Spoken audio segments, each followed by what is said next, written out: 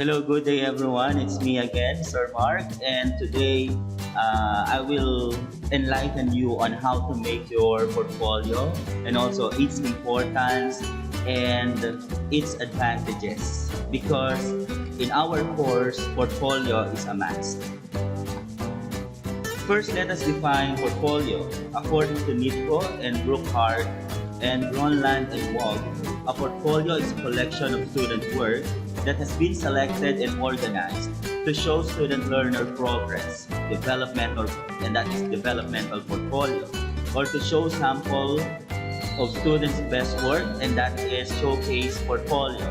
In our course, we'll be making both a developmental portfolio and a showcase portfolio in one. So this is two-in-one portfolio, developmental and showcase. Because in your portfolio, I will ask you or I will require you to include all your activities, all your outputs, even your scratch papers to really determine whether you progress or not from the course.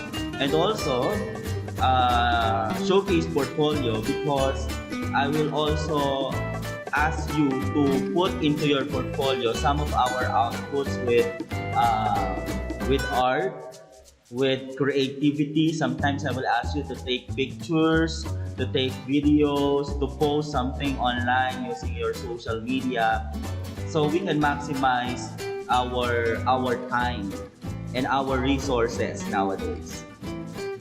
Portfolio assessment. How can we assess your portfolio? Portfolio assessment is the process of selecting collections of student work that both students, self-assessment, and teachers evaluate using preset criteria. So you and I will be setting a criteria on how we are going to assess your portfolio. And these are the following. Since portfolio is a requirement, completeness 70%, meaning every activity, I'll give an activity number to each of them so that we can easily determine whether all the activities are there in your portfolio. All the scratch papers, all the draft, all your outputs, all your tasks must be placed in your portfolio. The organization of your portfolio. Of course, it depends upon to you on how you are going to organize your portfolio. But here are some of the tips. You can organize your portfolio according to criteria in the grading system. Like for example, join all your assignments, all your quizzes, and then the term exam, all your outputs.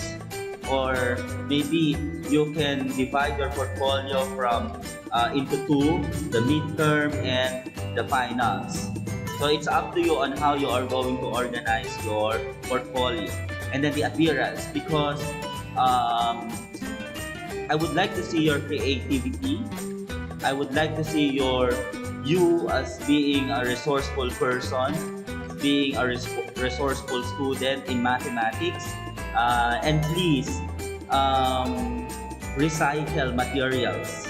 Use recycled materials such as cardboards, use illustration boards, use cartolina, use plastics in making your portfolio and in designing your portfolio, in making your portfolio desirable to the eyes. The purposes of the portfolio are the following. So the main purpose is of the classroom portfolio or the learning portfolio, as with any other method of assessment, is to improve student learning. So we are not making a portfolio just for nothing. We are doing, or I am requiring you to have your own portfolio to improve your learning. How? Because upon having your portfolio, you can easily trace whether you are progressing or not into our subject. And then you will identify, or you will know what to do in order for you to have a good performance. Number two, here is another purpose of portfolio: to help students become responsible for their own learning. Yes, there is a great factor into the teacher how the students are learning. Yes, there is a great factor into the parents why the students are learning.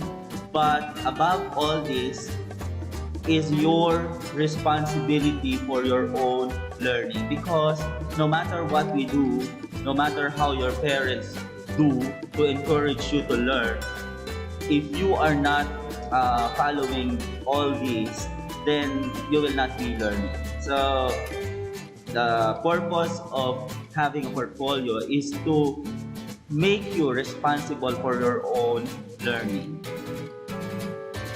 So these are the possible entries in a student portfolio. Number one, media.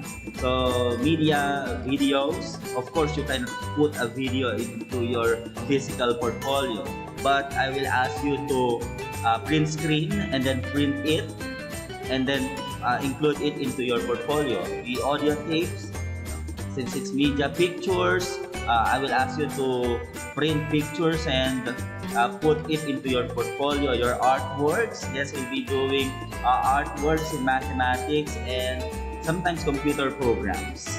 Reflections. In our activity 1, I already asked you to have a reflection. What are your unforgettable moments in mathematics? And so on. What are your plans? What are your statements of goals? And your reflections every unit or every end of the topic. I will also ask you to have journals in mathematics. Individual work such as tests, journals, labs, reports, homeworks, essays, computations, quizzes, term exam, all of those are individual works na where you have to put it into your student portfolio. Then the group works, cooperative learning sessions. I will ask you to conduct meetings online, and I will ask you to have a print screen of that conversation, of that meeting, and then attach it into your portfolio. And then afterwards, I will ask you to have an output or a group performance maybe, and then I will ask you to have an evidence be included in your physical portfolio. Work in progress. So samples are your scratch papers before and during doing your outputs. I will ask you to take pictures and some evidences for me to know that you are the one really doing your outputs. So the strengths and advantages of student portfolios. Number one, learning progress over time can be clearly shown. Yes, of course, because your portfolio is in your hand, so you can easily determine whether you are progressing. So you will see whether there are changes in your scores, in your writing, in your thinking, or in your research by evaluating yourself and evaluating all the outputs inside your physical portfolio. Number two, focus on students' best work provides a positive influence on learning. Yes, if we can see the reason why we are recognizing our students who are performing well in our classroom is because we believe that it can have a positive impact to them. And the same is true with our portfolio. If you can see beautiful outputs inside your portfolio, then you will be more motivated in learning. Comparing work to past work provides greater motivation than the comparison to the work of others. So examples are the growth in knowledge and skills, and also the growth in mathematical ability, the growth in communicating. Okay? Number four, self-assessment skills are increased due to the student selection of best samples of work. Because all of your works are compiled in your physical portfolio, you can go back and review all your works, and then the next time you do it, it will be better than the past. Because we have this saying, your best artwork is your next artwork. Number 5, reflective learning is encouraged as students are asked to comment on each portfolio entry. Example, why do you consider this your best artwork? So sometimes I will ask you, why do you consider this your best artwork? And through that, you will reflect, why do you really like this, or why do you really think this is your best portfolio entry? And then number 6 is providing for adjustment to individual differences.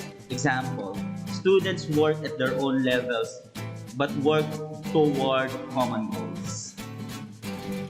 Number 7, providing for clear communication of learning progress to students, parents, and others. So your portfolio is a clear manifestation that you are learning or not in our course, because all of those activities, outputs, performances, scratch papers are included in your portfolio. Your parents can easily browse your portfolio and look whether you are learning or not, or you are improving or not in terms of mathematics. Increasing teacher-student collaboration in the teaching learning assessment process. So that's very important that you and I will always collaborate for your learning.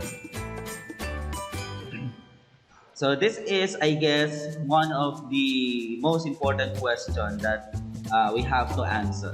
What is the physical structure of a student's portfolio? So your portfolio, like what I've said earlier, your portfolio, the size of your portfolio must be 8.5 by 13, the size of a long band paper, so that if you have a short band paper and A4 band paper, all of those can be placed inside your portfolio. So the size of our portfolio must be 8.5 by 13. It should be made up of recycled materials, like for example the used cardboard, the used cartons, the used plastic covers, and it's up to you whether what type of color you would like to have in your portfolio. It's up to you. The size is 8.5 by 13, made out of recycled materials. It can be a box, it can be like an envelope. It's up to you, because your portfolio is a reflection of your own identity. So the reference of this PowerPoint presentation is the Jamaica Theaters Association on Education Conference 2013 by Michael Anthony C. Dobson Lewis. Once again, portfolio is a must in our course. Thank you and God bless.